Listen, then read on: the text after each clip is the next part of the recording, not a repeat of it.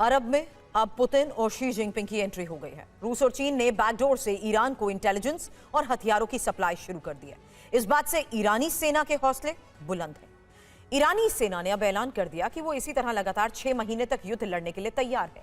सवाल यही, क्या रूस, चीन और ईरान के गठबंधन की वजह से ट्रंप और उनकी सेना अरब फ्रंट पर फंस गई है? क्या ईरान अमेरिका के लिए दूसरा अफगानिस्तान साबित होने जा रहा है? रूस और चीन अरब में मौजूद अमेरिकी सैन्य ठिकानों और हथियारों से जुड़े इंटेलिजेंस दे रहा है। इसी की मदद से ईरानी सेना अमेरिका को लगातार बड़े जख्म दे रही है। अमेरिकी इंटेलिजेंस ने पेंटागन को रिपोर्ट दी है कि चीन ईरान को मिसाइलों के पार्ट और आर्थिक मदद देने की तैयारी कर रहा है।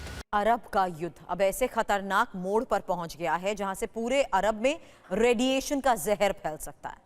पहली बार आईआरजीसी ने यह साफ चेतावनी दी, अगर अमेरिका और इजरायल ने तेहरान में तख्ता पलट की कोशिश की तो जवाब इजरायल के सबसे संवेदनशील परमाणु केंद्र डिमोना पर दिया जाएगा। यानी अब लड़ाई सिर्फ सैन्य ठिकानों तक नहीं रही, परमाणु ढांचे की सुरक्षा तक पहुंच रही है।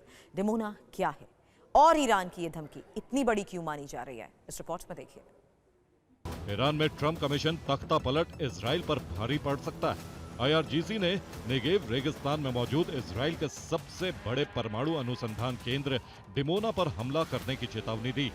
अब या तो डिमोना परमाणु केंद्र ईरान का कवच बनेगा या फिर अरब के 10 देशों और इजराइल के लिए सबसे बड़ी तबाही की वजह बने।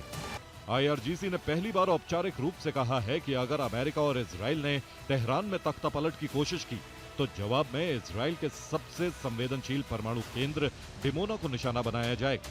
अगर तख्ता पलट की कोशिश हुई तो डिमोना निशाने पर होगा। आईआरजीसी का यह बयान ईरान की सरकारी न्यूज एजेंसी ISNA के जरिए सामने आया है। यानी अब संदेश साफ है, ईरान पर दबाव बढ़ाओगे तो जवाब इजराइल के सबसे संवेदनशील ठिकाने पर हमला करके दिया जाएगा।